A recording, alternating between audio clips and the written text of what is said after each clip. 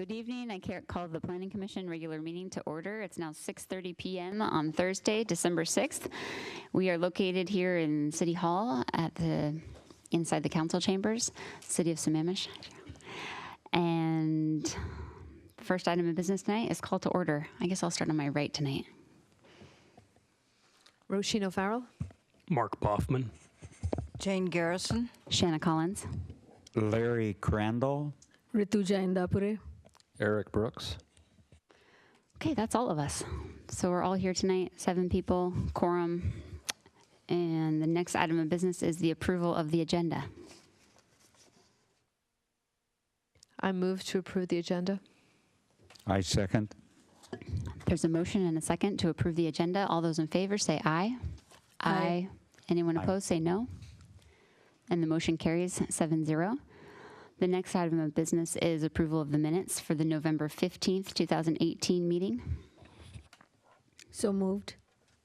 Oh, fancy. Second. Oh, well. Is that right? Well, no, this is actually right. It's just that I wanted to make sure we had the change. Because there's a change that we talked about during our meeting, and so I need to just tell everybody about it. Yes, actually, the vote captured for supporting Jane and Eric presenting to the city council captured actually Eric and Jane voting, and so yeah, it said 6-0 because I think I actually said 6-0, but it was really 4-0. Yes. So we made that change in the minutes. We did, and so that has already been updated, and that's in your second revised agenda dated 12/4/18. So you can approve the minutes as presented in this updated agenda. Okay. So there's a motion and a second to approve the minutes from our November 15th meeting. All those in favor say aye. Aye. Aye. Aye. Anyone opposed say no. And the minutes are approved unanimously. The next item of business tonight is public comment. The first public comment section is for anyone in the audience who'd like to speak on a non-agenda item. Our agenda item tonight, just for your reference, is the interim development road segment and corridor concurrency and level of service standard regulations. So if there's anyone who'd like to speak on an item other than that, come on up and you have 3 minutes. Hi. Just remember to state your name and address, please. Yes, thank you. Good evening, Planning Commission members. My name is Sharon Steinbus. I live at 24933 Southeast 14th Street, Sammamish. I'd like to weigh in a bit tonight on our urban growth management plan. I know it has been taken off the agenda. I am a bit concerned about the delay that is happening in putting this plan into place. I would like to follow up on the Davy Group's recommendation that Sammamish explore collaborations and engage partners. The Davy Group mentions the Forterra Green City partnerships, and I'd like to support that suggestion. I don't know how many of you are aware of Forterra and the Green City partnerships. Forterra started working with Seattle in 2004 to create a 20-year strategic plan to help Seattle manage, restore, and maintain the city's urban forests. Since then, Forterra has joined with other cities in the region, gaining experience and a toolbox of resources. Currently, there are 12 other cities in the region that are part of the Forterra Green City partnerships, including Burien, Des Moines, Everett, Kent, Kirkland, Puyallup, Redmond, Seattle, SeaTac, Snoqualmie, Tacoma, and Tukwila. Forterra works with local nonprofit groups and community-based stewardship programs. You may also know that Forterra works with communities around the Northwest to permanently protect some 250,000 acres of land, which includes urban green space, parks, and community gardens. Our own Hazelwolf Wetlands is one of these green spaces that is currently owned and protected by Forterra. If you have not had a chance to walk the Hazelwolf Wetlands Trail, I highly recommend doing so, especially in the spring, when the wetland is awash with the racket of migrating birds, so many different kinds of birds. I hope I've educated you a bit about Forterra and given you a suggestion for a partner in Sammamish's urban growth management plan. And I hope Sammamish will be the next city to join up with Forterra's Green City Partnership. I included a link to this program below, And I sent this talk to Sarah, and so if you would like a copy of it, at the bottom of it, there's a link to the Forterra's Green City Partnerships. You can also Google that, of course. Thank you. Thank you for your comment.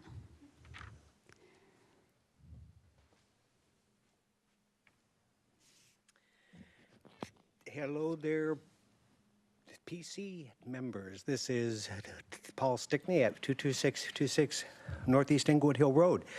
Just a couple comments on the urban forestry, which was a part of the packet, and only a few, but I know it's non-agenda, so I'll just make the comments now. I think in the introduction, it would be good to include not just a cycle for the next 20 years through 2040, but maybe include a longer cycle, including the life cycle of the trees. And then the next thing is on page 3, it talks about implement strategies, provide a complete list. I'd suggest changing the word complete to comprehensive, because I don't know that anybody can say 100% that it's for certain a complete list. And that's just a suggestion. On page 4, under the urban forest asset goals, if it is appropriate, I would suggest listing what is the current canopy coverage percentage under A, and under the enhanced canopy, what's the range of the target? So it shows what the percentage is and where the increase would go, if that is appropriate at this time. If that hasn't been set yet, then of course that can't go in, but ultimately I think it should. And the last couple things is, I think it would be cool to have a little asterisk to explain what these two standards are, ANSI A300 and ANSI Z133. I think it would be good to list what those mean to anybody that is going to read the plan. So just a couple comments on the urban forestry plan. Thank you for your comment. And is there anyone else who'd like to speak on a non-agenda item? No? Okay, so I'll close the public comment section for non-agenda items. And the next item of business will be new business. And like I said before, tonight we are talking about the interim development road segment and corridor concurrency and level of service standard regulations. It's a mouthful. Excuse me, Yes, Chair, before sir. you take off, I'm glad to be back, and I was just looking at, it looks like we have a complete planning commission here tonight, so I don't know how comprehensive we'll be, but we're complete. It's good to set goals. That's right. Welcome, Cheryl. Tonight we have Cheryl Paston, Deputy Director of Public Works, and it looks like Kendra. Hi, Kendra. And so staff will give us a presentation. This is a work session. We don't plan on voting on anything tonight. I think Public Works would like to hear some input from us if we have any questions, which I'm sure there are plenty. And we'll just kind of see what happens. So go for it. Thank you. Good evening, Chair Collins and Planning Commissioners. It's good to be back. It's been a little while since we've been here. Again, we are going to be talking about the concurrency and LOS. We'll focus on the road segments and corridors. We'll touch a little bit on the intersections just to put that into context and give you a little bit of a history of where we've been just the last couple of months that we'll review. So tonight, the purpose of the meeting, again, as Chair Collins said, we are requesting comments from the Planning Commission on the methodology that we've used to calculate roadway capacity, and this is something that the Council has asked us to come to you. We are planning to come back to you in the spring to go through the formal process because this was an emergency ordinance. But this is kind of a special touch point that the Council asked us to check in with you before we actually launch off on the formal part of the process of finalizing, or I guess adopting an emergency ordinance. So tonight, Kendra is here. She's with Fair and Peers, as I'm sure you're all aware. We are, again, going to, at a really high level, review the city's concurrency and transportation LOS program, touch a little bit on what the Growth Management Act, or the GMA, requires. We'll spend most of the time tonight to talk about the interim, what we officially call the interim development regulations. We'll talk about how the method is applied to the road segments and corridors.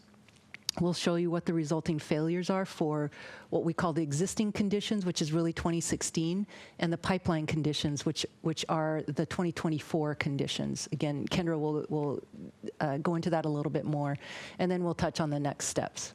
So with that, I'll hand it over to Kendra, and she'll start off with what is concurrency. All right. Well, good evening, Planning Commission. It's been a while since we've been here, so we wanted to have some slides that are a bit of review for most of you. But so if, kind of what I'm saying is just unnecessary, by all means, stop me. If you have any questions about what we're talking about, by all means, stop. This is very much a work session, so we're looking forward to having a dialogue with the Planning Commission. So first of all, just as a reminder, what is concurrency? Of course, it's a state law. Washington state requires it. There's only 2 states in the nation that actually have concurrency requirements. It's Washington and Florida. And what concurrency means at kind of its heart, the root of it is that as communities grow in terms of allowing new households to be built, more businesses to come in as they allow land use development, it's a requirement that you are providing your transportation system concurrent with that development. So a few things to keep in mind here. First of all, how do we measure that you're concurrent? And it's based on the jurisdiction's adopted level of service policy. And we'll talk about the level of service policy that we've been working on. A portion of it we worked on actually with the Planning Commission earlier this year. And then, as Cheryl mentioned, there have been some interim development regulations that are related to segments and corridors that we've worked on with the City Council over the past couple of months. And that's the additional piece of that. But essentially, with concurrency, to say that Sammamish is providing the transportation system that it needs concurrent with growth, we'd be looking at the performance of your intersections and the performance of your roadway segments and corridors, and saying, do they meet your level of service standard? And in terms of being concurrent, state law provides a little bit of wiggle room. It's not just a snapshot of now in time, but it actually tends to look out 6 years and say, by 2024, given all the growth that we think will happen by 2024, when we look at your funded 6-year transportation improvement program, is that enough to maintain your level of service standards? So I'm going to continue from there. This slide just kind of describes a little bit of how these things work together. Again, this is really rooted in the RCWs, and it provides some description in terms of how communities set their level of service standard.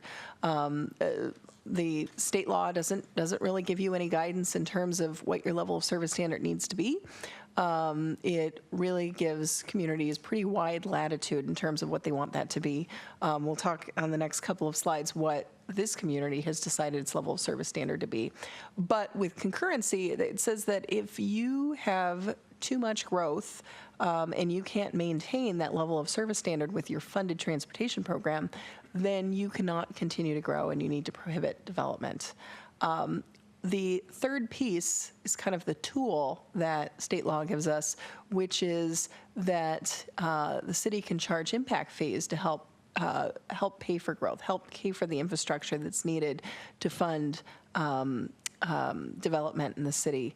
The state law also gives communities a lot of latitude. Again, what level of service standard you set is a choice, and then how you fund your transportation system vis-a-vis impact fees is definitely a choice. And Sammamish, for a long time, has been actually the community with the highest impact fees, transportation impact fees in the state. And that's really rooted in having the history of being unincorporated, incorporating from King County, and having a lot of costs related to bringing your roadways up from a rural standard to more of a suburban standard. So The level of service standard. So this slide kind of summarizes the level of service standard that's been adopted or that's been forwarded by City Council, actually adopted, excuse me. The first is the intersection level of service, and we've talked to the Planning Commission about this earlier this year, so I probably won't go into a lot of detail about this, but City has set level of service standards for 43 intersections around the city. And then the new piece here, and as of September of this year, the comprehensive plan was moving forward with just that level of service standard that was focused exclusively on the intersections. But council has raised some concerns that that intersection-based level of service standard may not be capturing all of the congestion issues that occur in the city, and to address that, they've adopted interim development regulations in November, which are related to arterial segment level of service and corridor level of service. And we'll talk about these in a little more detail, but you can see there that there's different numbers there. So these are volume to capacity ratios. They're looking at during the peak hour and in a given direction. And essentially what the segment level of service says is that no segment's volume can exceed its capacity by more than, the volume to capacity ratio cannot be more than 1.4. At the corridor level, which of course corridors are combinations of multiple segments, that volume weighted average is a 1.1. So it recognizes that you might have more congestion in individual segments, but overall within a larger corridor, there's a goal for it not to exceed 1.1. And the last piece on this slide, and I'll turn it over because it looks like we might have a question, and I'll go through we'll show a map of those facilities that are included here, but East Lake Sammamish Parkway has been excluded from this standard. So were there questions? Well, first I'll ask, I did want to know what was the rationale for excluding East Lake Sammamish Parkway? I think there's a recognition that there's really nothing that the city's not going to be widening that corridor. And so we're going to have to think about other strategies, but having a volume to capacity ratio, that's just, it's not helping us to identify additional solutions along that corridor. I do want to highlight, though, excuse me, there are intersections on the parkway that are part of that 43. So it's not like we don't have any way just from to the measure, segment and corridor part, right, from not the intersection part. Right. There's really no realistic, affordable, and even desirable improvement to increase the capacity of the segment or corridor. Okay, thank you. The other question was, did our original concurrency requirements, was that corridor and segment or just corridor? It was both. It was both. It was So intersections, corridors, and segments. Are we reverting back to what we had before, in a sense, just with different LOS standards? We'll talk about the methodology and what's being measured. Yes. The short answer is we've got intersections, we've got segments, and we've got corridors. One piece, and we'll talk about how we're doing the segment and the corridor assessment, it has taken out some of the non-motorized components that really caused some of the initial concerns about the system. So that's kind of the previous system really provided capacity bumps for bike lanes, for shoulder widths, and some facilities that are no longer included in the calculation. Can I also ask about the validity of the model? Because I'm just sort of like, I haven't been paying attention to what council has done on concurrency. So last time we were getting together, we had our 3 work sessions, and a big topic was the validity of the model. And have those concerns been alleviated? What's the sort of status on the model, I guess? And I think, and excuse me for trying to clarify a little bit more. As a transportation planner, there's 2 kind of models that we think about. One is the travel demand forecasting model, which is the number of vehicles that it's projecting on the roadways. Right. The second is the operations model and kind of what it's saying in terms of delay for vehicles at intersections. I think that second is the one that you're asking if there are concerns about the validity of that model. I think from the perspective of the intersection operations, we've gotten to a place where we've kind of demonstrated this is state of the practice. Unless we're going to go to a simulation level analysis, I think we've addressed that at the intersection level. On the segment level, I think there's some additional questions of if we could do things better. But when we're using a segment tool, I guess what I would say is that from the perspective of highway capacity manual and adding in some of those Sammamish specific characteristics, which we'll talk about, flashing yellow arrows, ITS, et cetera, those have been incorporated, and I think we've gotten to a place where we're comfortable with it as a planning-based tool. Okay. And then is part of the reason they added back in the segment in the corridor because of the concerns on the intersection, how it was backing up, and you were getting these cues that we couldn't calculate? Is that part of it? I actually think that it was primarily to address some locations of the city that do not have a lot of intersections. And we'll talk a little bit about particularly the north end of Sahali Way. And 244th was another corridor that was identified that, look, there's not a lot of intersections in that component of the city. So how are we measuring congestion in those areas? Okay. Thank you. Can I ask just a quick one? You've said a couple times, you mentioned the city's funded transportation improvement plan. Is that truly the case? Because when I've seen the list, I'm myself at least concerned that a lot of that is not actually technically funded.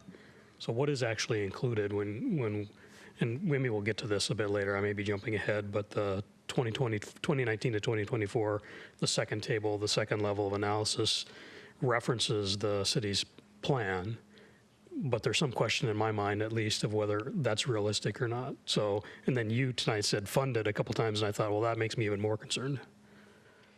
So the 6-year transportation improvement plan capital plan has been adopted by the council. Of course, it's the first 2 years is funded. The remaining 4 is, it's our projections based on how much the project costs and then what our revenues are and any anticipated grants. So in terms of having, so the council can only approve the first 2 years of it. So based on our best estimate, again, of costs and revenues, it does show that at least in the next 2 years, we do have the funding. Okay, so really, the model just takes into account what's on the tip. And the funded part of it is our problem. That's correct. The model is blind to Nobody's whether you sitting there can thinking afford it about or whether not. it's realistic or not. Okay. Yes. The model just assumes that, given the proposed scope, that those will be built within the time frame of the 6 years. Okay, thank you. Okay, so just a quick review on the intersection level of service. As I mentioned, it's 43 intersections throughout the city. We'll talk actually on the next slide, which I'm just going to go towards because I think that's actually the most helpful slide in terms of what that level of service standard is. And again, this is one we've talked about with Planning Commission in the past, and this is what was adopted by council back in September. Essentially, the level of service standard for those 43 intersections, their standard depends on where they sit, whether they're on minor and collector arterials. If that's where they sit, then they've got a level of service standard of C. If they sit on principal arterials, then they have a level of service D. But the city does provide some flexibility for those locations where you can achieve level of service D with 3 approach lanes in a given direction, and you're needing to widen to beyond that, then the city actually provides a level of service E standard. So it kind of depends on how we measure it, and this is following national practice here. Whether it's a signalized intersection or a roundabout, we look at the average delay for all vehicles approaching that intersection. If it's a side street stop controlled intersection, so there's a stop sign, but the main road doesn't have any sort of stop control on it, then we actually measure the delay for those vehicles that are experiencing kind of the stop control. And you can see those seconds. You can see those second thresholds that are in the table. So I will continue with that. That's correct. So the interim, I want to move into kind of the interim regulations on roadway level of service. They apply to principal, minor, and collector arterials. They are looking at the volume by direction during the peak hours of the day, which again, similar to the intersections, we're looking at 7 to 8 in the morning, and we're looking at 4:45 to 5:45 in the afternoon. And how we determine the capacity of those roadway segments is based on their characteristics. So the number of lanes, the posted speed limit, the presence of a median or a center turn lane, whether or not flashing yellow arrows exist at the signals, and whether or not what we call ITS features exist at that intersection. So the city, you may or may not know, has been installing a lot smarter signals all over the place. They're called adaptive signals, and so they do kind of tend to provide more capacity. And so we recognize the kind of capacity benefits of those features on roadway segments. And this is actually something that council has really emphasized over the past couple of months. And the level of service standard is really just looking at the ratio of the traffic volume, again, by direction that's experienced during those key hours that I brought up, against what we calculate to be the roadway's capacity, and that's based on those features. And I'm going to move on to kind of the next couple of slides here, which will start describing that. But again, can I just ask one quick question? Mm-hmm. I think I understand all of the features being in and out now, and I know the history on some of that. The one thing I was kind of surprised, but maybe I'm just not thinking about it right. What about roundabouts? Because roundabouts are kind of a roadway feature versus a bike lane, but they're kind of an intersection. How do those fit into the system, or are they just ignored? So, no, that's a very good question. Of course, in our intersection operations analysis, we do model roundabouts, and we look at the delay and kind of how they assist drivers. But from the corridor perspective, what I would say is that the highway capacity manual methodologies that exist today actually don't have the capabilities to recognize whether or not a roundabout exists. So as we look at roadway characteristics, there's a lot of default assumptions. What we've kind of worked on in developing a methodology is to account for kind of all these features that are here. And the highway capacity manual methodologies, that they have, they essentially, they recognize the differences in capacity that's afforded by different number of lanes and by different number of speeds. Actually, the other three features that are below there, we've had to go to other guidance out there to kind of think about how that adds capacity. And so we're looking at the Florida Department of Transportation provides some guidance, which I know it sounds weird to be using Florida guidance. What I would say is that Florida DOT is just very avant-garde in terms of thinking about how to analyze roadway capacities, and so their capacity methodologies are used all over the country, and in fact for many jurisdictions in Washington state. So I'm actually gonna... I wanted to follow up on Mark's, I really appreciate your definition in defining segments and corridors, because I'm hung up on streets and blocks. So I think I have grasped that, so I appreciate that. And I'd mentioned before that I have taught both traffic safety and defensive driving, and the term safe and continuous flow of traffic is very important. And I tried to tell people, and tell myself still, that you drive down the road a few hundred yards. You're not driving immediately in front of you. So I really appreciate when I come to a roundabout and there's actually cars backed up, because I can see that 2 or 3 blocks ahead, and my mind should start saying, okay, be careful, there's a school, or you at least have an intersection. So I really appreciate the roundabout slowing us down, you know, and I know that's hard to build that into the factor, but to me, it should be there. I don't want to speed through the roundabout. No, I appreciate that. And I will say, as a transportation practitioner, I've seen a lot of communities more and more start favoring roundabout treatments for a variety of reasons. A huge one is safety. But of course, another one is maintenance. I mean, your roundabout doesn't suddenly go out when there's a power shortage. So there's a lot of reasons why, but safety is one of the primary benefits of a roundabout. So I'm going to, as I think we already kind of described this a few Sorry, slides Kendra. ago. Eric has one question. Yeah, I'm sorry, Kendra.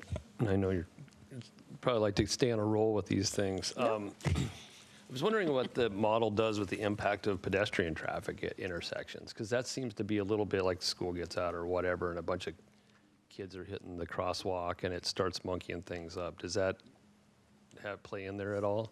Well, in the synchro methodologies, you can actually put ped calls in and recognize if you've got a lot of pedestrians that are crossing the street. That will actually take that into account, because for a lot of your signals, that might influence signal timing. So the short answer is synchro does have the capability to look at pedestrian calls.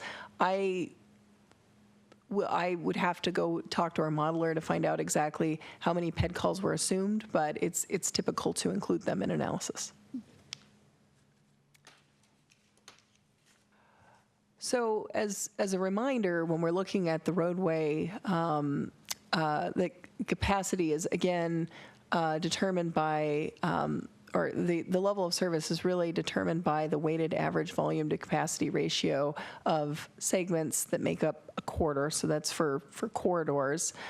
If you've got 3 segments along that corridor, then it's looking at the volume weighted average of the volume to capacity ratios and looking at that average along and seeing kind of how the corridor is performing.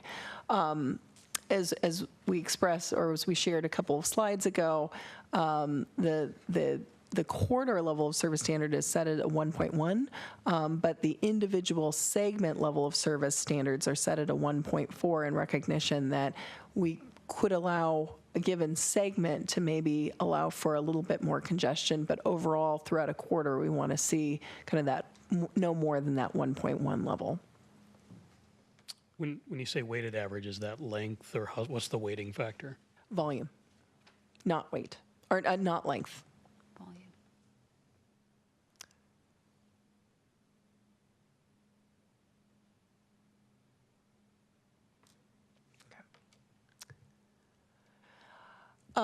So here's a really ugly table from the Highway Capacity Manual, 6th edition. And we just wanted to, kind of help you look a little bit under the hood at some of the numbers that we play with here. There have been a lot of questions, particularly from the council side, that have come up about K factors and D factors, and what are those? This is, if you were to look at Highway Capacity Manual 6th edition and look at where are we driving some of these numbers from, this is actually the first place that we go. And this is table 1616. And what you're looking at is kind of going from the left to the right. The first kind of number there is something called a K factor. And that's the proportion of average daily volume traffic that occurs during the peak hour. So what percentage of traffic occurs from 4:45 to 5:45 in the afternoon, if you were to think about all the traffic that's on that roadway over the course of a day? And Typically, for most communities, if we were thinking about the peak hour, it's somewhere between 9 and 11%. So 10% is usually the rule of thumb. If you were to ask a transportation engineer and they knew kind of what the roadway's daily volume is, and you were to ask them what the peak hour volume is, they probably just divide that number by 10 and tell you. And that's a reasonable rough estimate. And that, of course, varies. I think we've looked at some of your numbers, and that's, you know, a reasonable ballpark here in Sammamish as well. The next number to the right is the D factor, and that is the percentage of traffic that's heading in the peak direction during the peak hour. So from 4:45 to 5:45, if we're thinking about Sammamish Way, so coming out of Redmond, I would posit that a fair number of that traffic in the afternoon is heading southbound and not as much heading northbound. So the standard highway capacity manual methodologies that they tend to provide default values for that you can see on this table are 55 and 60%. I think in Sammamish, I think we would all nod our heads that for some of our key roadways that are coming in and out of the city, it's probably bigger than that. And we've actually looked at some of the volumes, and for example, on Sammamish Way, it's actually more like 70% of the traffic is headed in southbound direction, and only 30% is headed northbound back to Redmond. So then the other numbers that you see on this table as you go through are the daily service volumes for, and I've got some categories here, 2-lane streets, 4-lane streets, 6-lane streets. Most of our streets here in Sammamish are 2 lanes, although we do have some 4 lanes. And then posted speed limits. There's different categories where you can see those volumes as well. So there's 30 miles an hour posted speed limit and 45 miles an hour posted speed limit. And so what we do is essentially for any roadway that is less than 45 miles an hour, we're actually going to get work that capacity from the posted speed limit of 30, just to be conservative. And if the roadway has a posted speed limit of 45 miles or more, which really in the city we've got a few 45-mile-an-hour arterials, but not a lot, then we would go from that bottom component of the table. Really, here, we're just showing you kind of where we got these numbers from, but how these highway capacity manuals, so all these numbers that you can see in the middle of the table, these are estimates of daily volumes that can be accommodated. And so the K and D factors are really just, well, all of this roots in an assessment of how many vehicles per lane per hour can be accommodated on a roadway. And the highway capacity manual has some fairly default assumptions. The K and D factors are really how you grow that hourly bi-direction volume up to an assessment of a daily capacity. We've gotten a lot of questions about the K and D factors that we're using. Could we change those? And what I would say is that it doesn't matter. And the reason for that is that our level of service standard that we're using is already down to the peak hour by peak direction. So if we were trying to grow that up to how many vehicles can be accommodated per day, then absolutely we would care about of the road, how much is being carried during the peak hour and how much is being carried by the peak direction, so that we could grow up your counts to really get them up to that daily number. But we're already doing our calculations at the finest grain, which is the peak hour by peak direction. So all of these other numbers are ways to actually manipulate that hourly directional capacity up to a daily. Your standard is no longer based on daily volumes and daily capacities. It used to be. Table T8 was based on a daily capacity, and these sort of numbers would definitely come into play. But from the perspective, since we have stripped down our level of service policy to really focus on the peak hour and the peak direction, those are numbers that are kind of superfluous to our calculation. Kendra, okay, I agree with you. This is a horrible table. And it is awful. I assume that this is a table that people in the industry understand and people like me don't. And I had been watching the latest City Council meeting, and I think it was Councilmember Stewart who expressed some concern about Factor D, the D factor, that it wasn't representing what was actually happening on the ground. So for someone like me and for people who may be watching at home and people who are here, that to understand, you were saying that the K factor and the D factor is not really that important. Is that what you're saying? It's not really.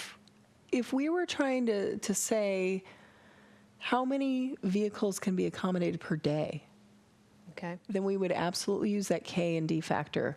And I can tell you, based on, if we were to, your roadways, because they carry so much traffic in a certain direction during the peak hour, they actually have less capacity over the course of a day because so much is being concentrated during a given time. Right. But we're already calculating the capacity of that lane based on the characteristics, and I'm going to, on the next slide, talk about that calculation. Okay. And we're already counting the number of vehicles that are happening in that direction. So we're looking at the peak hour.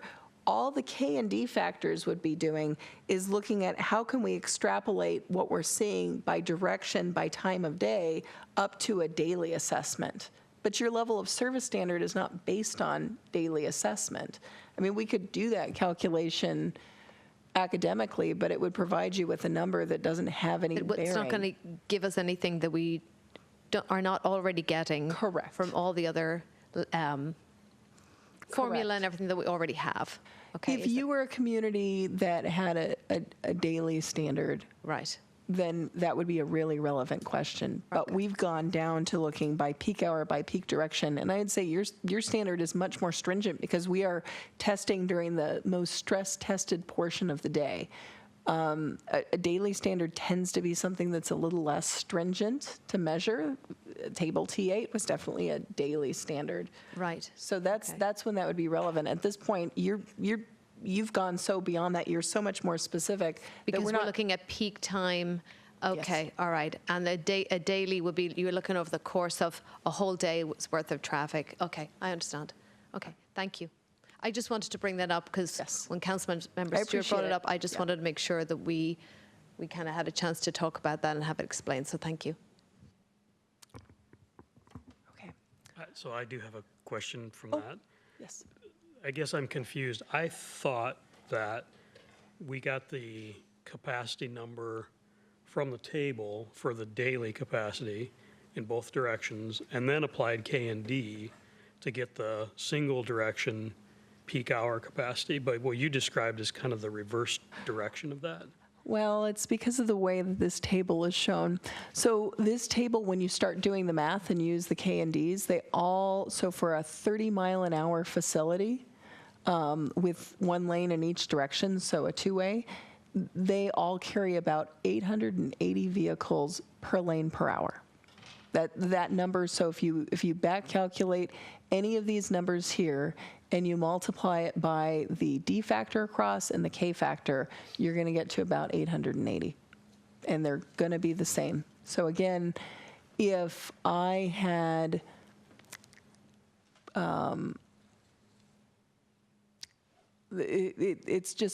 these numbers are all more relevant because a lot of communities tend to go from a daily factor. And so what this is helpful for is if you're in a community where your standard is based on ADT and you're trying to set it, if you know you have a very peaked condition, then you should probably then calculate in a higher D factor. And then that would be more relevant, and that would help you actually get to a lower ADT. So as you look on this chart here, you can see that as the K factor gets higher and higher, and as the D factor gets higher and higher, your ADT is lower. And so it really is informative if you have a daily standard.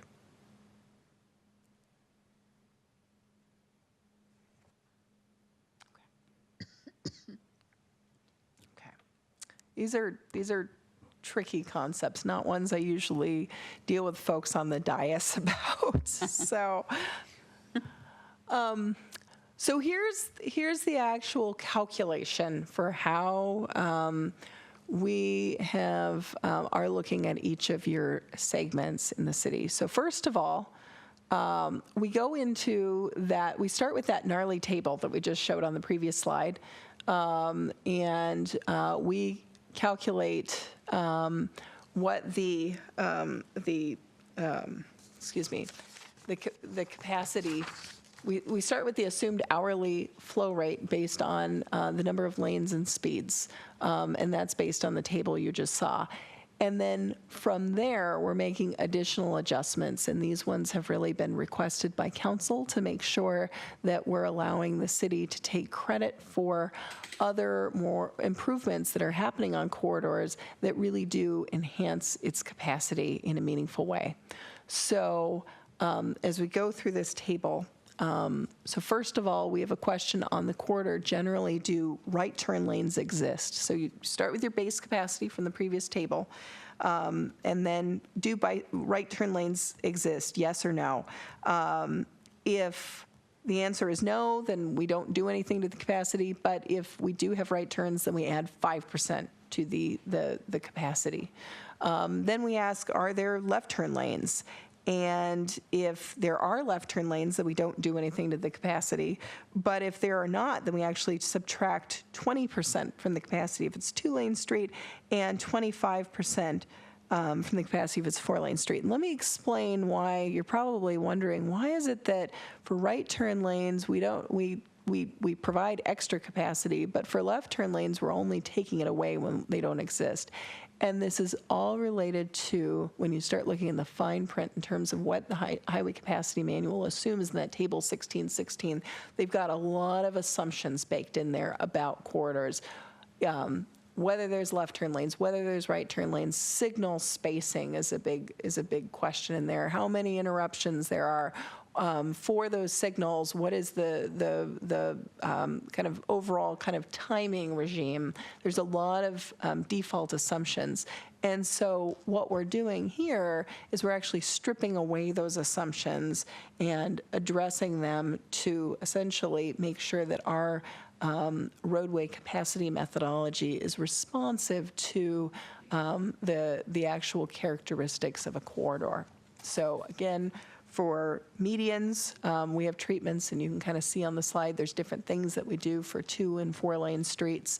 For the existence of adaptive signal control, we provide an additional 5% capacity bump if that exists. And if you have flashing yellow arrows at intersections along the corridor, then we're providing a 2% capacity bump. And so we take all of that into consideration in looking at those corridors to determine a capacity. And it's those capacity numbers that are then compared to the counts that are on the ground or the 2024 forecasted volumes to assess what that volume to capacity ratio is for individual segments and for corridors.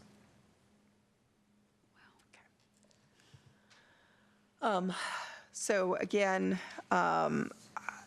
we've got, just lots of things on here. I think I've already kind of addressed the K and D factors and talked about that. I don't know if there were any other further questions about those. I've tried to answer that. Kendra, I just had a quick question. So in the previous slide, when you mentioned it's the modified HCM modified, is that something that was modified by Florida, or is that something that's modified by you? I wasn't very clear on that. By Fair and Peers. So we worked with council. We originally brought them. The Florida DOT methods, and council just felt like they wanted something that was a little bit more tied to national standards. So then we brought them the straight highway capacity manual, and they were really concerned that the straight highway capacity manual didn't provide credits for left turn lanes or right turn lanes or medians, or so that was direction that they provided. And then when we brought them back,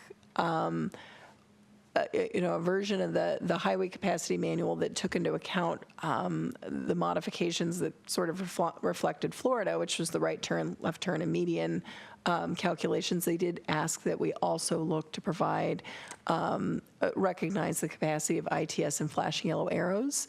And so this was based on some professional research to kind of find out, well,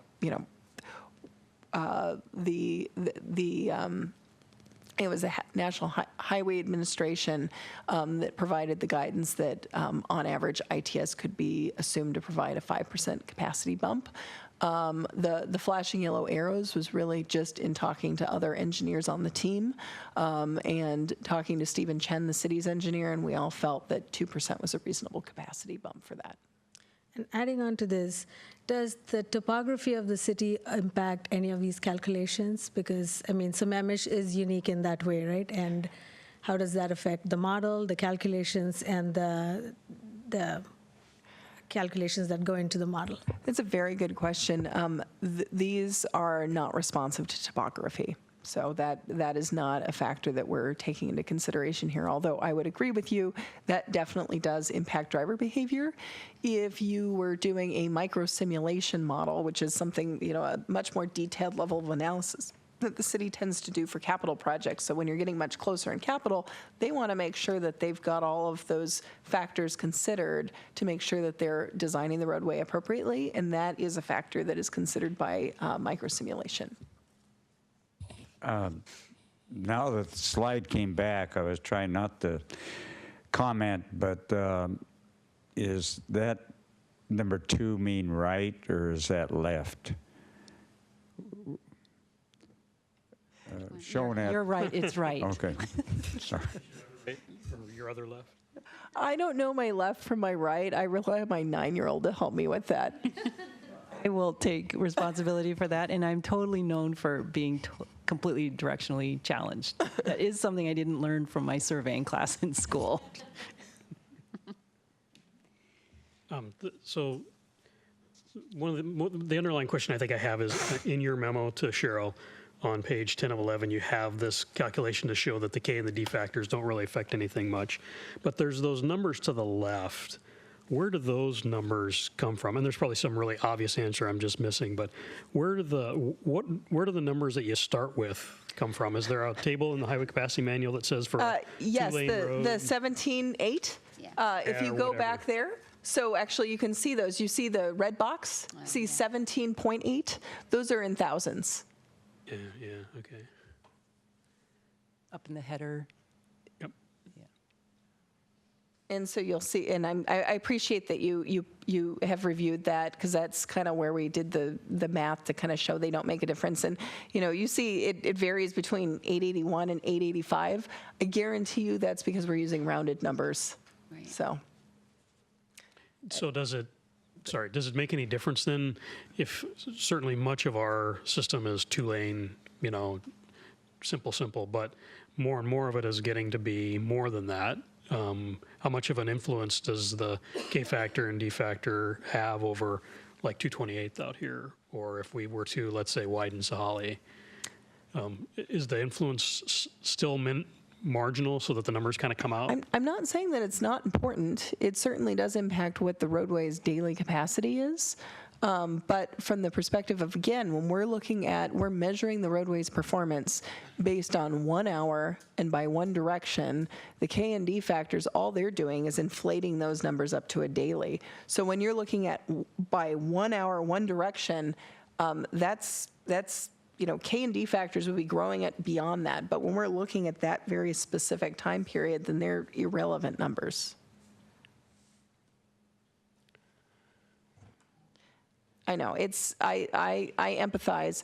The whole reason why we showed them in the first place is that the table here starts with the daily, but if you back calculate it as shown there, they all go back to the exact same number.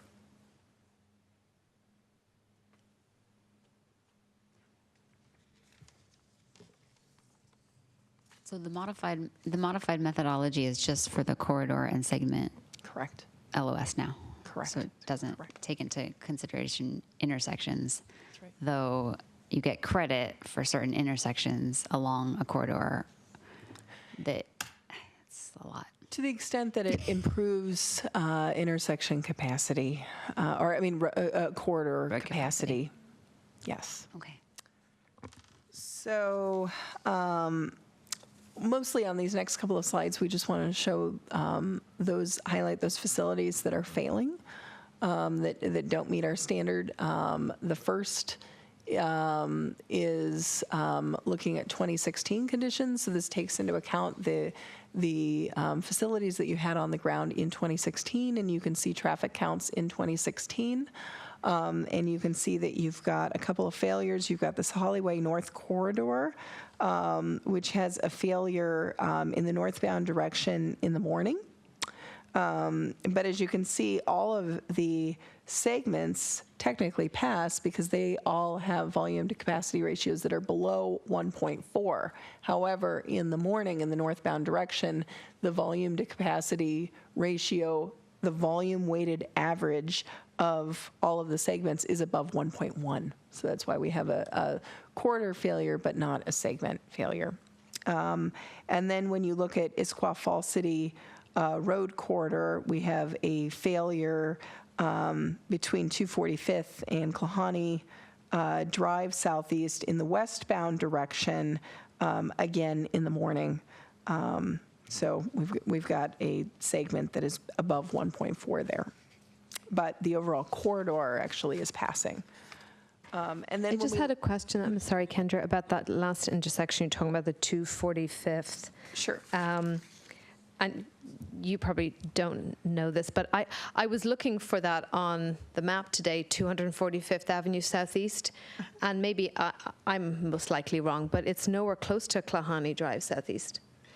This is a segment, so it's from 245th to Klahani Drive Southeast along Issaquah Falls City Road.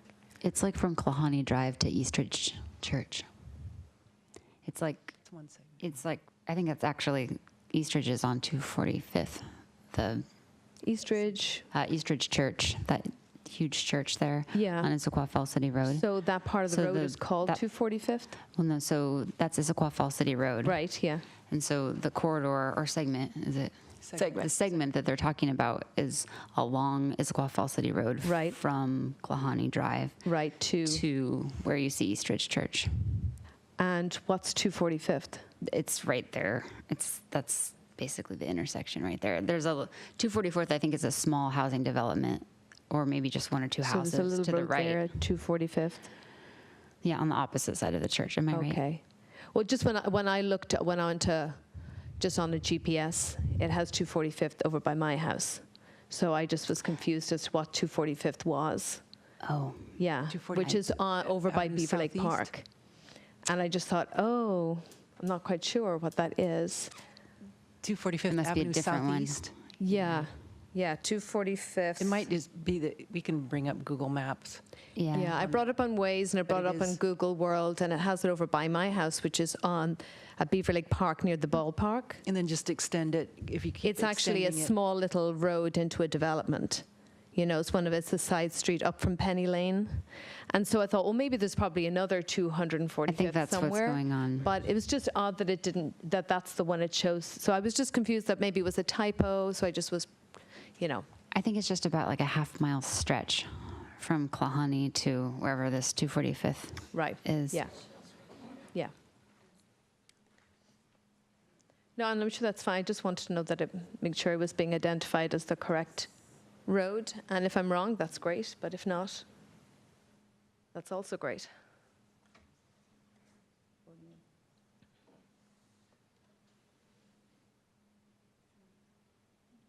Oh, so there's 240th. Right. 245th is around here, from here all the way to Klahani. Let's see, keep zooming in. Doesn't look like it though. You see 240th is right here. Yeah. It might be, they're right, maybe there's just 244th. Yeah, oh, I'm sorry. It can't go through because Beaver Lake Park's there. No, it's on the other side. It's like on my side of Beaver Lake. 245th picks up again. I'm sorry, that's It's right there. 245th Where is it? Lane. Yeah. That's 245th Lane right here. Oh. Thanks. Yeah, so we'll double check that designation. Yeah. It's probably just like a little typo, or maybe I'm completely wrong, but I just thought it was worth mentioning it in case it sent something wrong or whatever. We'll check that. Thank you. Lane. It might be Lane, yeah.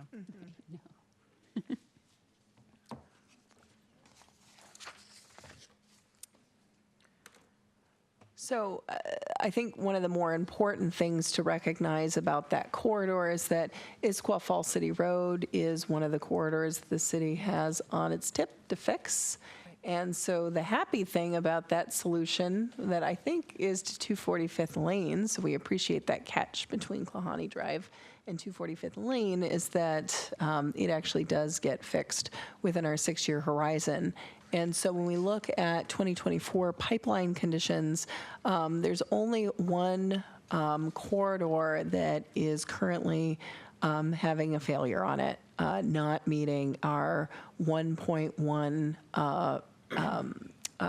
corridor standard, and that is Sahalli Way North Corridor. And the reason for this is that when you roll up all of the individual roadway segments, their volume to capacity ratios, and you weight those based on kind of volume, you've got an average volume to capacity ratio of 1.16, which exceeds that standard in the northbound direction in the morning.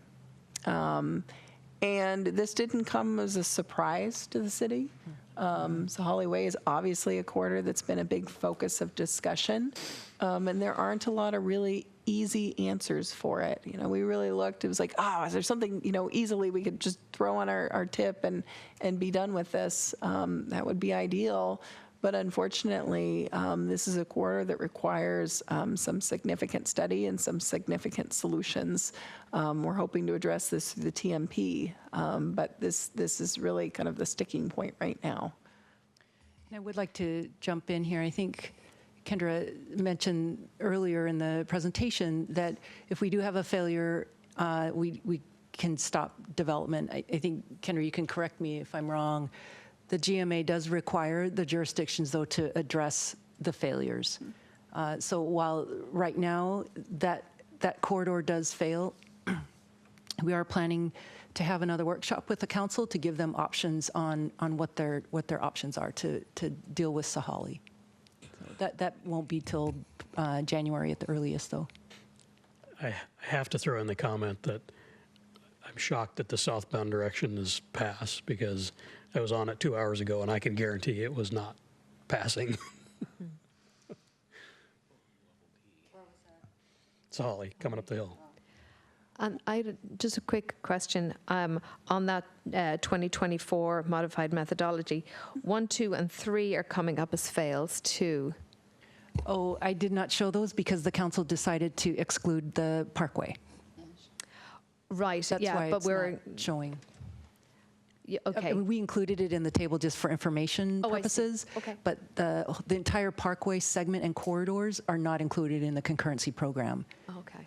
Okay. So thank you for that. Yeah, sure. Make sure Yeah, everybody I wasn't understood. sure. I thought we had said the intersections were, but not the corridors and segments. That's correct. That's why it's not showing on this slide and the previous slide. Okay. Even though there are segment and corridor failures, I want to make if sure. you just I think we're getting this almost I think she backwards. The flipped it. intersections are included Yes. for East Lake Yeah. Sammamish Parkway, Not but corridors. the segments and the corridors are exempted. that's right. Okay. And so these are these intersections that are labeled here on East Lake Sammamish Parkway, 196th Avenue Northeast. So this is a corridor. That is. There are The corridor right there that I just called that. So it's a corridor, not an intersection. That is correct. Okay. That's All right. correct. There are intersections. I think there are two intersections. I think 2 or 3 along the Parkway. Yes, that we are have- part of the concurrency. That's correct. And they are not. So the intersections on East Lake Sammamish Parkway, they are part of concurrency? Not Or all not? of them, but the major ones are. The major ones are? Right. Okay. Right. Okay. Road is not. The segment and the corridors on the Parkway are not included in the concurrency. Okay. So that's why I didn't show them Okay. on these last two slides. Okay, perfect. Okay. And the way the table's set up, it shows that the gray lines, those are the corridors, and then Yes. the segments are what make up that corridor. Yes, thank you. Thank you for making sure that, yes, that's correct. Got it. I have just a quick question about, I see that the north corridor of Sahalli fails, and I see that our threshold's 1.1. This is 1.16. And so it's not much of a failure. Now, I have to say that I don't drive that corridor, so I can't comment on whether 1.16 is bad or good or whatever. But I'm just wondering if you could comment on how much, you're talking about significant expense on that segment. What would one expect a significant expense to bring that factor down to? Are we talking 1.09? It'd be neat to kind of understand some of how that stuff interacts, because it may drive us to make different decisions.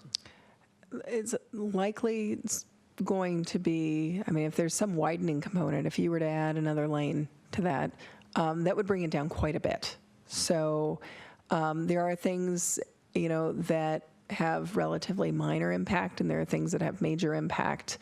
We've already taken into account ITS along that corridor, because you've kind of got, adaptive signal that's considered there. But this corridor is tricky. Given, there's a lot of characteristics about it that are not your typical urban corridor standards. So actually, a few things we looked at. We know that signalized intersections are actually not as frequent along that portion of the city as they are in other places. So the Highway Capacity Manual has some general assumptions about how frequent you've got intersections. I think it's signalized intersection. I think the assumption is every 1,500 feet or so. Well, in this area, they're really only every 3,000 or 4,000 feet. So you've got a lot more space between your intersections.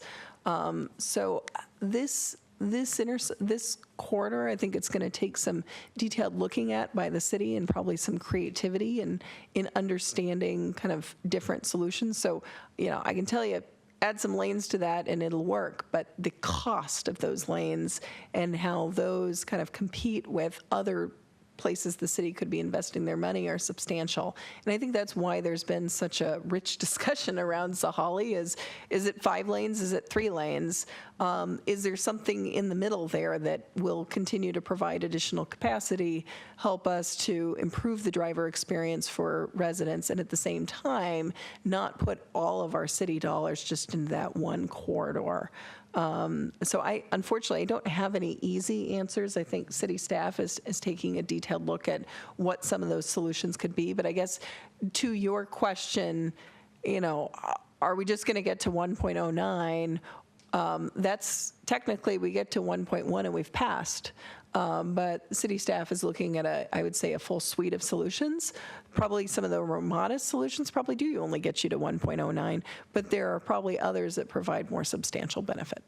I just want to point out, though, that those numbers, we can throw them around and they seem fairly small, but the difference between 1.1 and 1.6 is 50% of the road's capacity. I don't know if I said that exactly right, but it's a substantial number of vehicles. So the numbers don't seem big, but they represent a lot of capacity that could be in there. Also, though, to think about making a change to that major road, another consideration, not just capacity and people getting to work faster and not having to sit and wait in your car, we also have the other thought of neighborhood character. And do we want to widen roads just so people can move faster and maybe cut down more trees and do all that too? So I think those are just as big a factor as how fast can people move from A to B.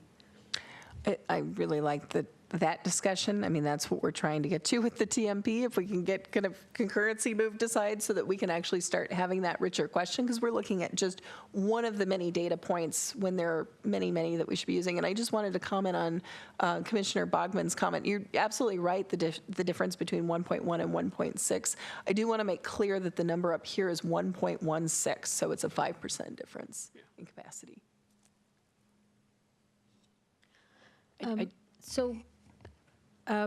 From when we look at the chart projected to 2024, it seems like only Sahali Way will fail. So after all the improvements to the Issaquah Falls City Road for both Phase 1 and 2, right? So how does this chart impact the TIP that we have right now, and the projects that are on TIP? Well, I mean, I'll start with this, and Cheryl might want to go in there. Essentially, what this tells us is that we need to think about adding something into our TIP for Sahali Way North Corridor. So that is one option. Another option is to not include it in concurrency like the ELSP until maybe the council decides what do they want to do with Sahali. And once they agree on the scope, then we can put it back in to the program. So those are some of the options. We'll be talking with council in January. The intersection failures are also part of our TIP. So this is the segment, and the corridor failures are only part of the TIP, or actually part of the concurrency portion of the TIP. And then the list of failing intersections are also included in the 6-year TIP. So, and on Sahali, how much of the calculations on the segment, corridor, and the intersection are impacted by the traffic flow on 202? Or is that not part of the calculation? I would say in terms of the way that the calculation is being done, fairly little, although from the perspective of an intersection, if we were looking at the 202 Sahali Way intersection, then absolutely traffic flows and what's going on in 202 matters. What I would say is that is actually outside of the city's purview from the perspective of concurrency. In terms of the TMP and thinking about how all these things fit together, absolutely, we'll be looking at 202. That's really important. From the perspective of this concurrency snapshot, it's really just looking at your city facilities. And so it actually doesn't factor much into kind of the segment calculations or the intersections, again, because we're not looking at that specific intersection as a part of our concurrency analysis. Okay, thanks.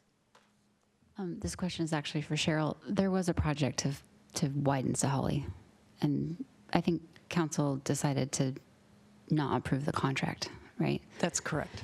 How many lanes was that project? What was that slated for? We looked at 3 and 5. It was 3 and 5. We looked at both, but there just wasn't any agreement on what the majority of the council wanted.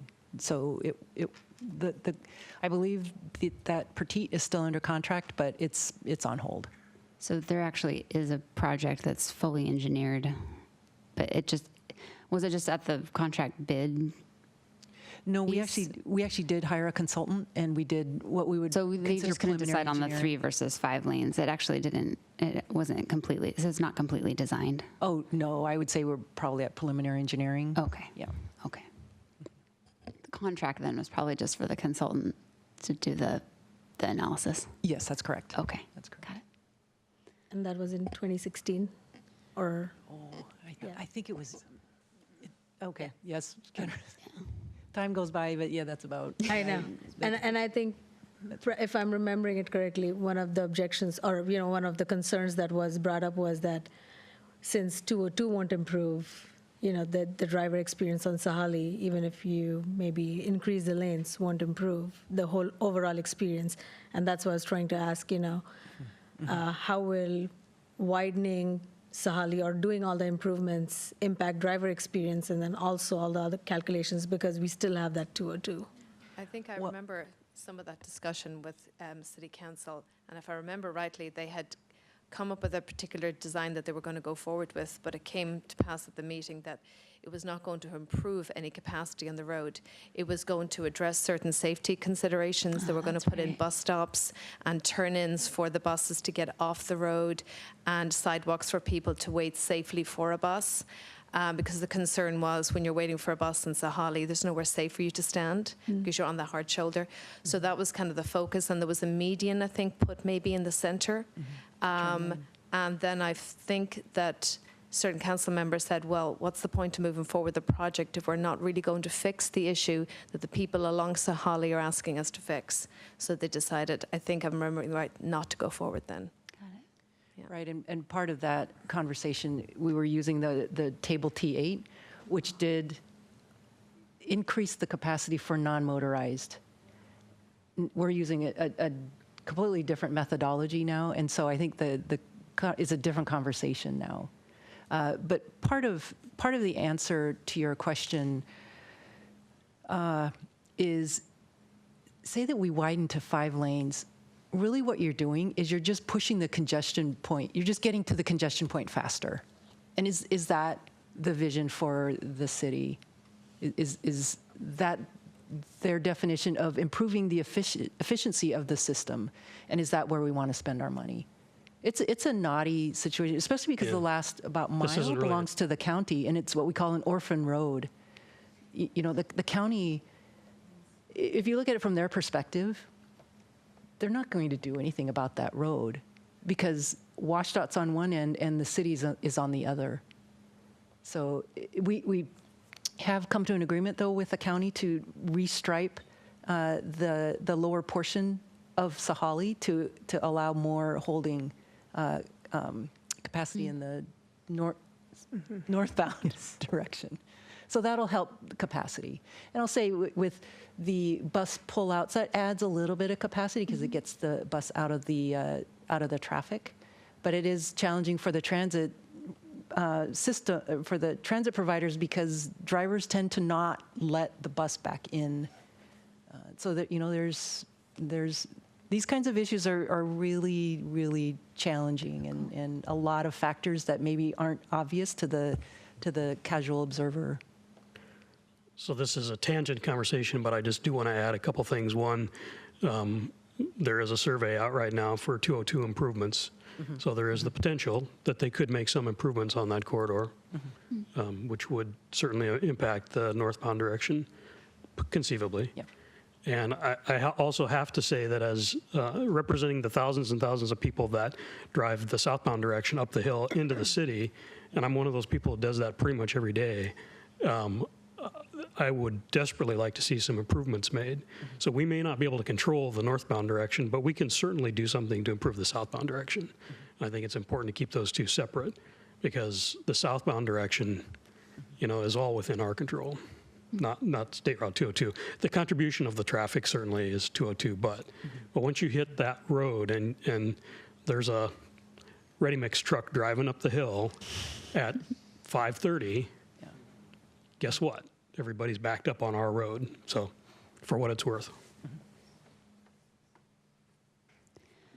Okay. Oh, you're finished. Go ahead. No, are there more questions?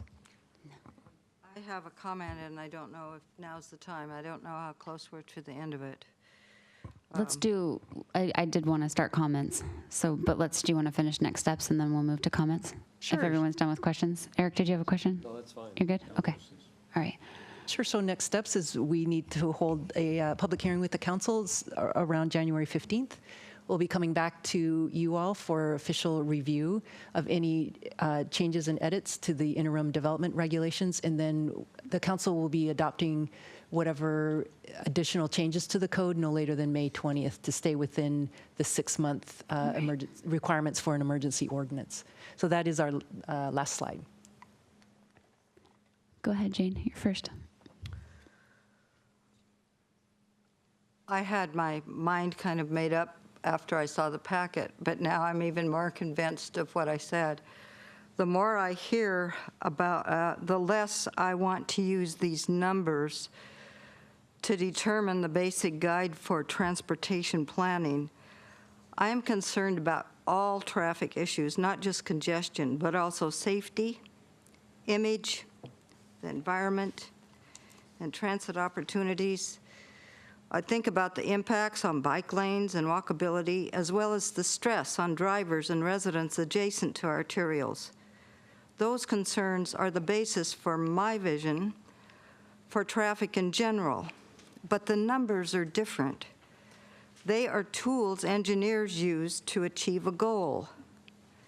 Working with those numbers without an overall concept could lead us to conclusions that don't fit my vision, and I don't like that. As a landscape architect, I am well aware of projects where numbers drove the bus and more sensitive solutions were ignored. And I think an example might be the viaduct in Seattle. That is incredible, and I think it was probably numbers driven to put it there in the first place. And not only are those numbers out of my field of expertise, they fall under the specialized category of, very specialized category of traffic engineering. Sammamish has hired one of the top traffic engineering firms in the country, and we need to help develop goals and concepts based on what we know, and the engineers could deal with those details on how to implement it or educate us on better ways to proceed. That is their expertise. It's a totally different ballgame. To approach this through numbers is way backwards to the way I think. And I know that doesn't answer council's request for numbers. Even with all of my conceptual questions answered, I would leave volume over capacity, numbers, and detailed data up to our very capable traffic engineering consultant. I'm adamant about it.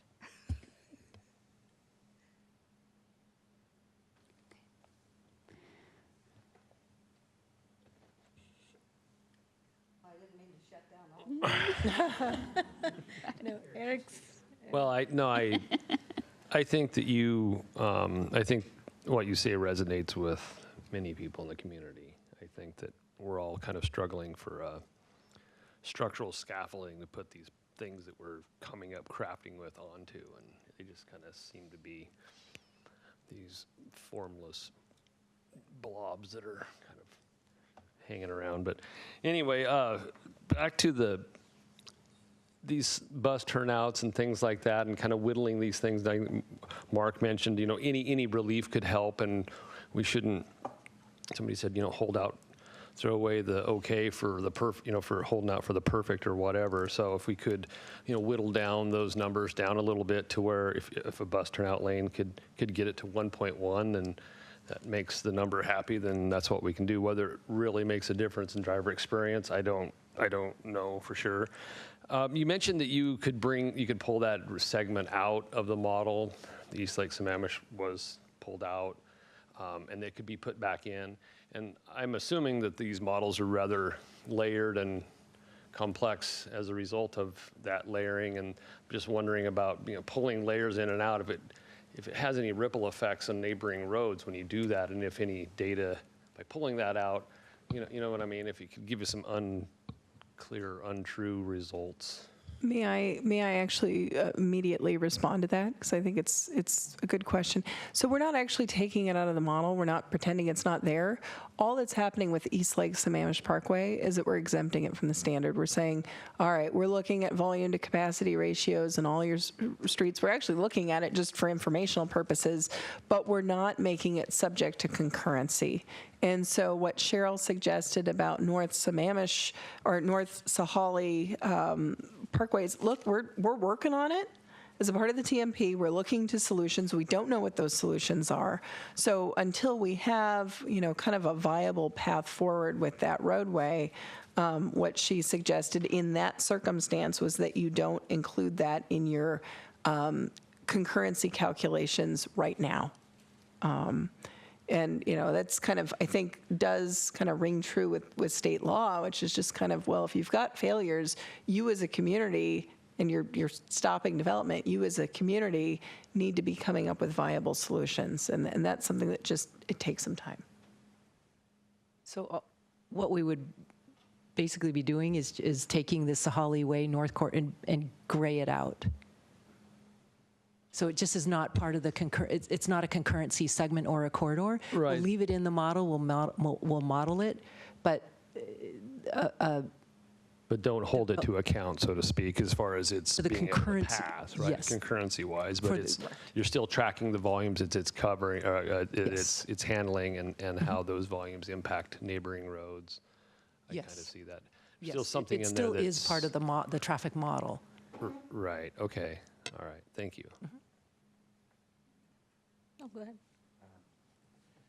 This should be my, hopefully my final comment. Oh, I'll have my people turn my mic on for me there. Thank you. So what can I do? And I started to think about this because I listened to a very comprehensive and complete Planning Commission's comments, and I learned a lot. And one of the things that came to me is it's not too early for New Year's resolutions. And so one I'm going to make is to communicate more with the City Council personally and find out and learn what I can about planning and implementation strategies, because we need to do both. We can plan, but we need to implement. And I want to share, but communication is a lot listening. So I'm going to listen to the council and try to, see if I can internalize and share back in a way that it looks doable. Okay, thank you. I do have one last observation I meant to make this earlier. And that's, as I was driving to the meeting tonight, I noticed that on 228th out in front here, we have a much nice new left turn lane, right? So it makes us all happier. However, I also noticed that we have a few less decorative streetlights and we have a few less street trees. So that's kind of what we're trying to balance here. Do we want community character in the way of street trees and streetlights, or do we want to blow through, smooth traffic and not really see any of that character? It's a choice we'll have to make. That's a good observation. But I do like bowling through to make sure I get here on time. I had just one comment, or I had noticed that these interim regulations had passed 4-3 through the City Council, and I had wondered what were the misgivings of the 3 City Council members, why this maybe didn't pass 7-0.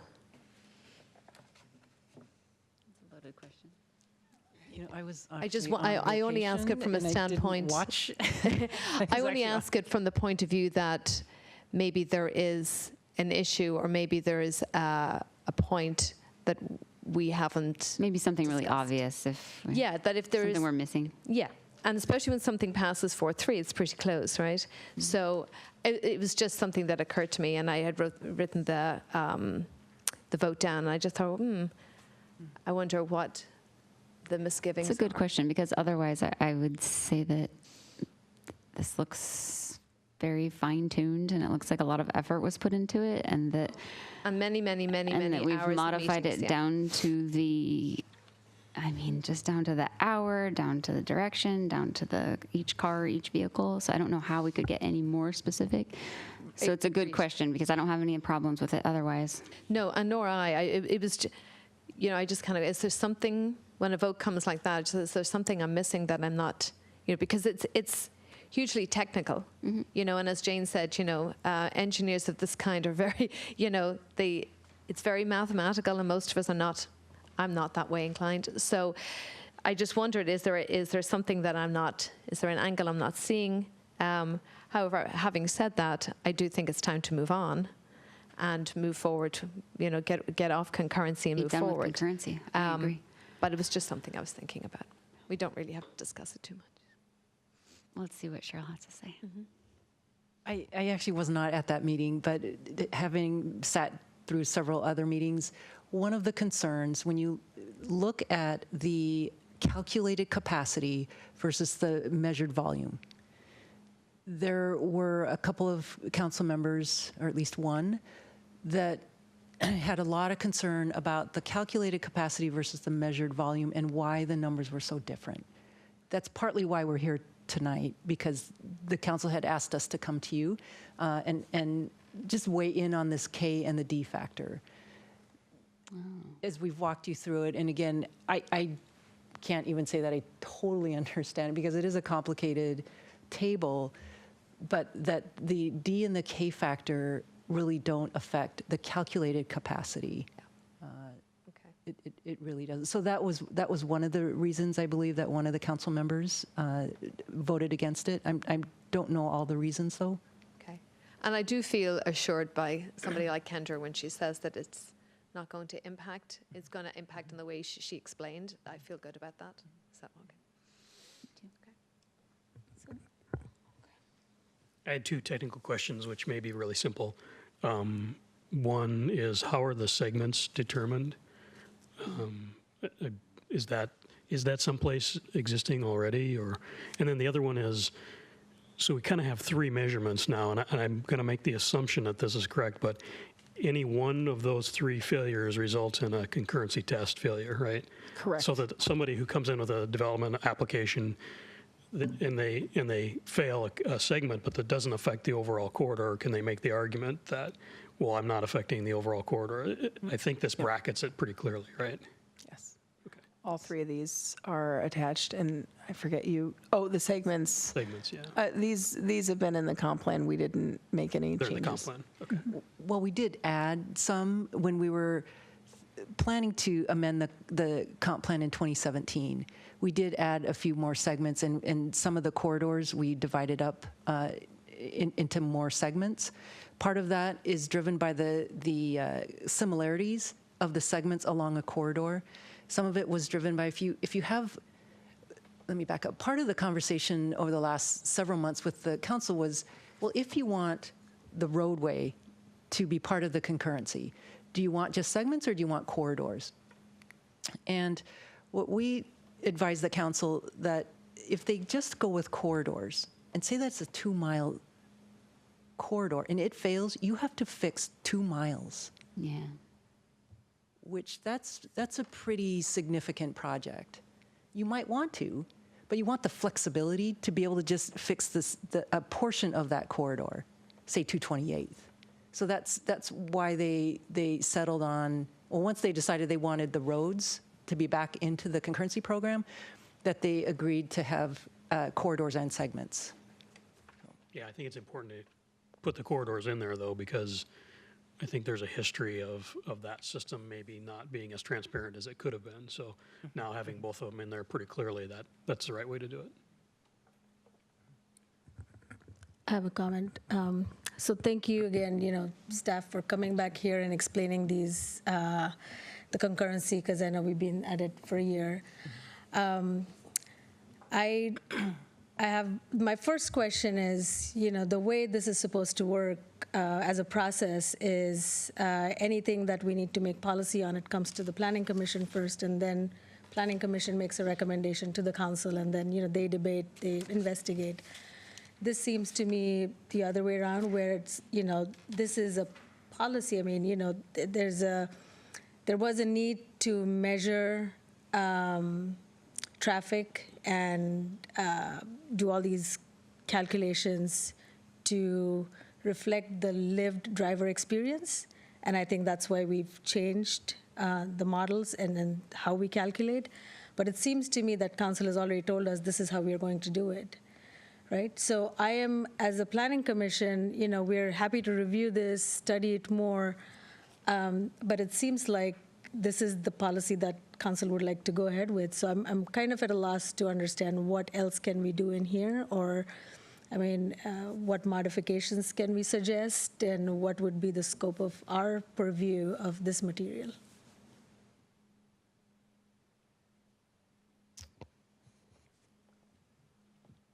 From the staff's perspective, we've presented all this information to the council, and they do have the ability to enact or pass emergency ordinances for various reasons. It's a little bit awkward. They've decided 4-3 that this did constitute an emergency, and then they said, can you go back to the Planning Commission and ask the commissioners if they have any input and comments on the methodology that they're using. You know, I guess I don't really have a satisfactory answer. We're doing what the council had asked us to do. So, and I understand that it puts the commission in a bit of an awkward position. I'm really excited to work on the TMP, though. I'm really looking forward to it. We are totally ready to get going on that. Yeah. One thing that might be important to note, I mean, just say out loud, is that obviously adding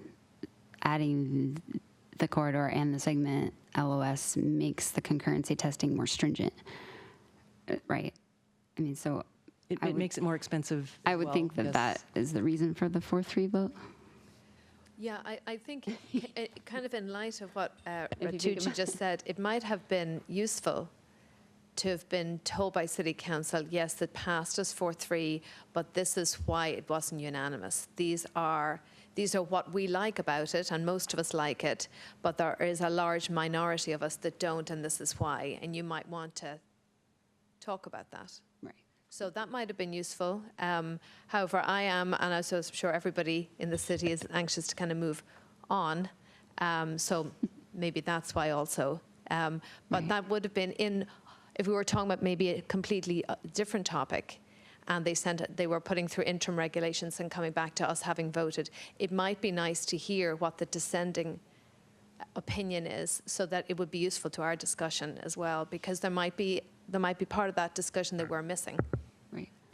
Well, this isn't the end, right? I mean, we will have this will actually go through the full legislative process. So they're just doing kind of like a checkpoint with us now, and then we'll do the full public hearing, and maybe, you know, we can also reach out and on our own and find out that dissenting opinion if so desired. I think that's probably actually important as we move forward. Yeah. So since it came up, what does happen? How do actual traffic counts relate to this? What happens with those as they're taken? Which, of course, you're going to have some one year and some the next year and here and there. And does that get incorporated some way? Or in terms of as the city continues to update its traffic counts? Yeah, so if we go out here and put tubes down on whatever and measure and have that kind of information of actuals, does that get somehow incorporated back in, or a comparison made? Or, I mean, if that's an underlying question, which seems like a valid one, if it's a consistent problem, and if it's once in a while, then you say, oh, well, you know. But if it's a consistent problem where the measured volumes don't match the predicted, then I think that's a valid question to ask. But does anything happen with that? Well, what I would say is that cities do update their concurrency assessment periodically, and I don't have a specific date of how frequently it occurs, but, you know, many cities, it's kind of, you'll have your existing counts and how, you know, existing volumes are until you get to the point where, like, you know, these are probably not a good representation of existing counts. The city does conduct traffic counts every year. And so in theory, the city could invest in doing an assessment of existing conditions every single year. The city maintains its concurrency model, which that concurrency model is actually continuously updated. So that 2024 look is always based on what concurrency applications have come in. So if more come in tomorrow, Stephen Chen programs those in the model, and those are used to estimate those 2024 numbers. So I would say then that count in terms of your travel model is periodically updated to make sure that it's reflecting more updated information about travel flows. So I would say that information does make its way into the concurrency process. The absolute frequency answer, I'd have to defer to city staff in terms of how frequently that gets updated, but I'd say fairly frequently. But basically, the traffic counts don't just get set aside and ignored, they actually get used. Right. one of the uses we use those annual traffic counts is to calibrate the model. So the model is always projecting, what the traffic counts are. So we take what the model says versus the actuals. And it's really close. I can send you. We kind of spent a fair amount of time with the council. In the past, I remember. But right. It was like. But I mean, if you percent, if you have one intersection that's chronically off, and you make the adjustment, that seems like it's reflecting the real world better. Right. One more, and then we should take public comment. Right. I have I guess you could call it random, but not random. Is there any trends towards using like crowdsourced data for these traffic flows? I know that I've got a neighbor that was looking at what the information that Google collects from everyone's smartphones driving around, and you can actually calculate traffic flows with that. That's free, real-time, everyday data collected type of thing. Is there any trends towards that in government using type partnerships with that kind of stuff? So the city has purchased INRIX data, and what that gave us was the previous year's INRIX data, and then the next 12 months from when we bought the data. So we do have that available. One of the things that we found, though, is that because it picks up every ping, if like around here, every single high schooler has at least one device, if not two, that cannot distinguish between somebody walking and somebody driving. So it averages so actually I've come to think that maybe the usefulness of that information in a urban area is really limited. You have to be really careful about what data you use. If you're on a freeway, you're not having anybody that's walking, nobody on their bike, and it truly is just the vehicles, I think then the data is more reliable to track speed and time of travel. But there's just huge limitations in a urban area. I mean, I think there's some use for it, but you really have to caveat the data. Okay, well, thank you. Great presentation, and we'll look forward to seeing you again soon. Thank you. All right, so the next item of business tonight is public comment for the agenda item tonight, which was concurrency. So I have one person that'd like to speak, Kevin Jones. Okay. And there's 7 minutes per person. Good evening. Is this on? Yeah. Green light says on. There you go.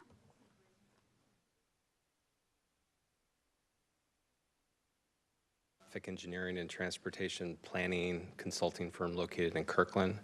My address is 12131 113th Avenue, Northeast, Suite 203 in Kirkland. And I'm here tonight on behalf of STCA, LLC, the owner of over 80 acres of property within the Sammamish Town Center.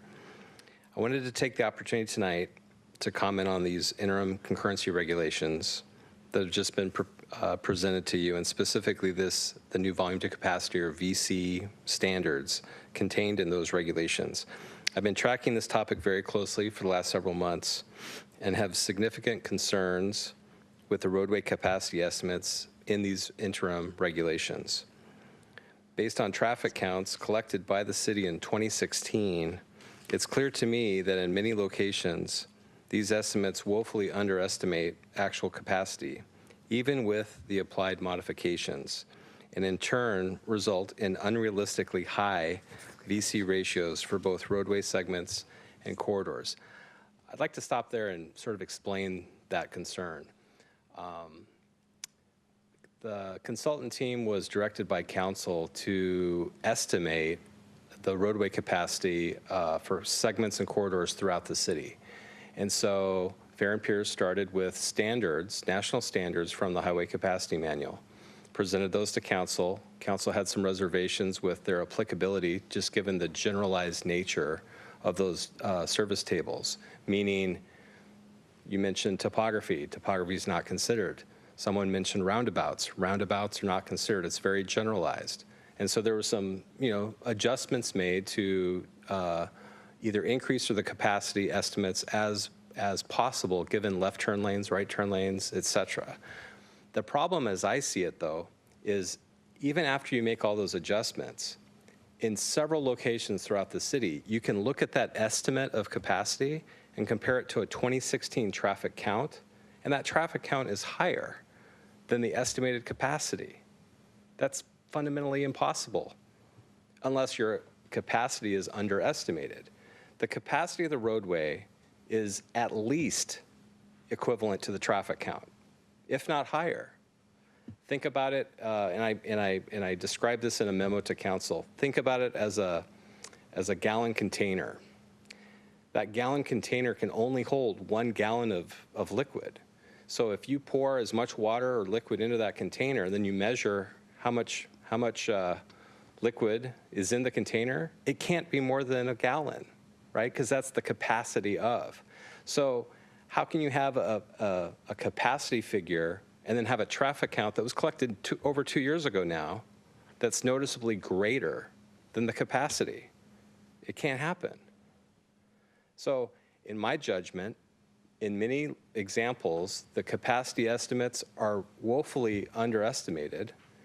And if you look at the way the volume to capacity ratio is calculated, if you're underestimating capacity, you're overestimating your volume to capacity ratio, your VC ratio.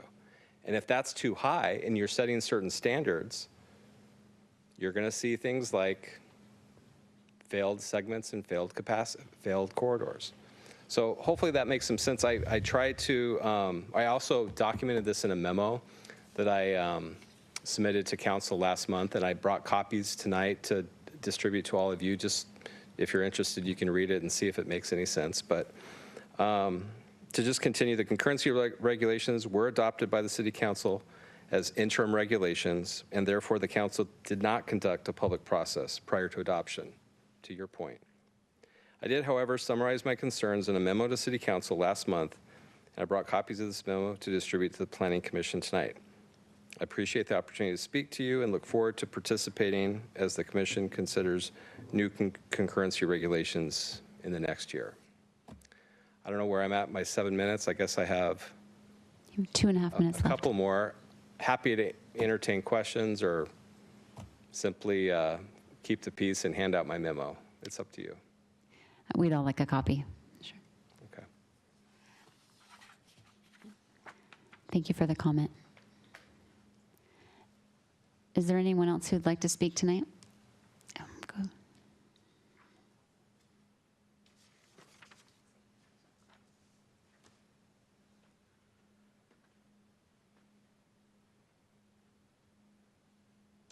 Just wait 1 second.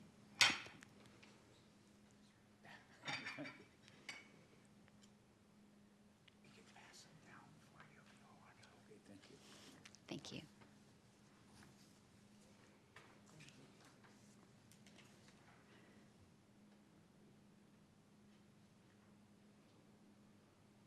Okay, go ahead.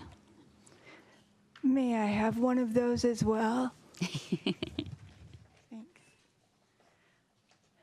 Hello, Karen Herring, 23684 Southeast 32nd Way. Now, I live at that Sunny Hills roundabout, and that is a mess. So I don't like roundabouts, and if I did like them, the one down, say, on the East Lake Road, it's not so bad. It actually works, and it is safe. I notice on the agenda today that safety, community safety, is not checked on that document. And we're here talking about traffic, roads, concurrency, and everything. I'm a walker. I walk all over whenever I can. And I want safe roads in this city, safe sidewalks. I want them connecting. And I always want our city to put safety first for her citizens on every document that comes into my home. So I don't know how to fix traffic in this city. I know that I drive in traffic. I lived in Houston for a good long time. There was always traffic. They put lanes that go this way during this time of day, and then when you come out of the city back to your suburbs, you go in that lane the other way if you are doing more people in the car than one. So there are solutions that aren't even being thought about around here, and I think we can do better. But the thing I do know is if you get in your car, you're going to run into traffic, whether you go down Issaquah Pine Lake Road to Sahali on the 32nd Street through Klahani. It doesn't matter. There's going to be cars because we're developing. We have a lot of people living here, and they're not walking. So I'm trying to stay out of y'all's way when I am. So please be careful out there. Thank you. Thank you for your comment. Mary?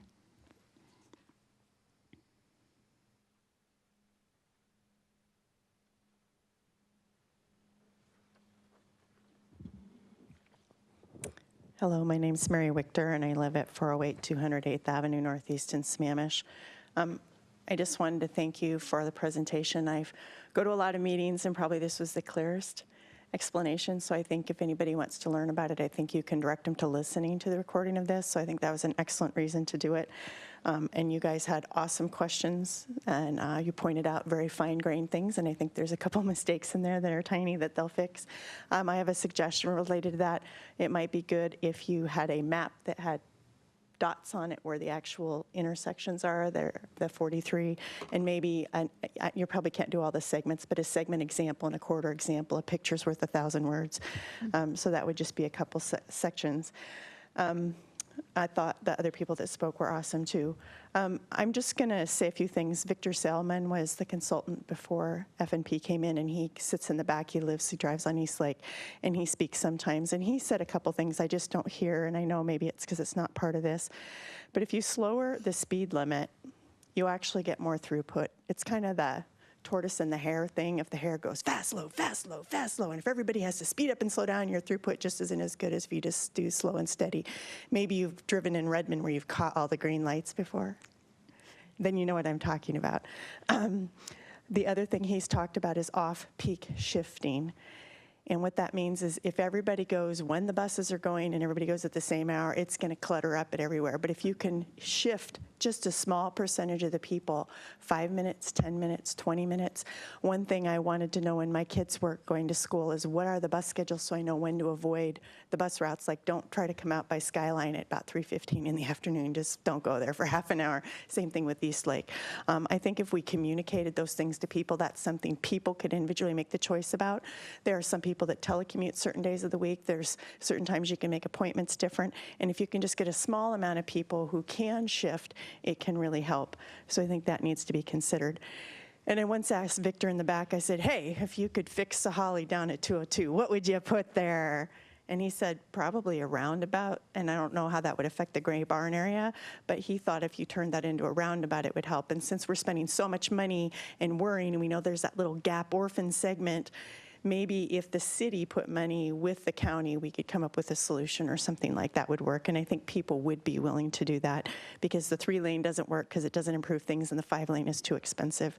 I'm also going to say another thing. My husband is Swedish and we lived in the Netherlands, which is also known as Holland, for 3 years as expatriates.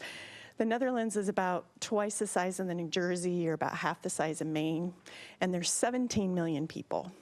And there's one airport, Schiphol, which I probably am not even saying right, even though I live there. They have a thing where they have North Holland, Middle Holland, and South Holland. And when they do stuff, they don't go on vacation at the same time. North Holland takes its vacations, then Middle Holland takes it in the South. And because of that, they're off-peak shifting, and it really works. And if they can do it for 17 million people in about 16,000 square miles, it just seems like it would work for us.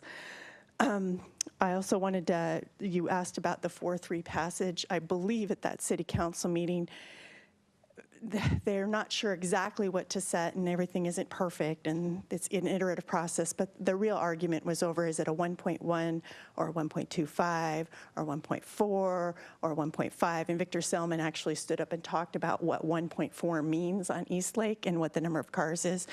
So the voting, I think, was more related to how harsh do you make those numbers, because if you make them too harsh, then it's like an effective moratorium. And if they're adopting it to lift the moratorium, then they still have a moratorium. So I think that was what that confusion was. But I think Roshan's example that you guys would like to have council say why they were so split, I think that's an excellent feedback mechanism that needs to be added.